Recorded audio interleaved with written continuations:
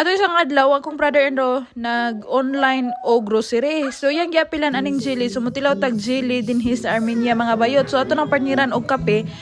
Pero wako ganahi ani akong gikaon mga bayot kay wag gyud lamang lasa mga bayot. So naghugas na lang ko dinhi og prutas ako ang bahandi kay pakanon nato na siya og orange og kaning apple mga bayot karon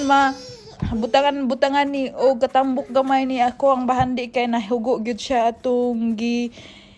hilantan siya mga bayot kay dili mo kaon gasaligra siya sa gatas para dili matukan ng akong anak ako na siyang panitan mga bayot para inigkaon niya dito usap dayon tulon dayon kaning orange pod ato po na siyang panitan mga bayot kaning orange diri tamis kayo kay dugay na siguro ning na-stock baw kanibang ato na siyang hinluan og tagsa-tagsag butang dayon butangan nato nag Kinder chocolate then kaning iyang kalanon nga pan murag stick bread so while nag-prepare ko sa iyang kalanon siya po dre na narapo din sa salamin kay kanunan niyang kisan then mahugaw ba dayon padulong dai mi sa ako ang sister-in-law mga bayot kay nanawag siya gahapon nang invite siya nga maadto kuno mi sa ilang balay kay magluto kuno og barbecue so mao ni ang dalan padulong sa ila kapila na ako ni gi-videohan so kakita na gyud mo karon walay mga truck kay murag gabi na pero ang unsa ni ang adlaw na gihapon din pagiton ta mo sa katong ilang isda dire kaning isda gikan ni sa balay ilang gihatag nila dinhi kay walay mo atiman og mo pagkaon dayon walay mo atiman og hinlo ani iya ang sudanan mo nang gihatag na lang para maatiman.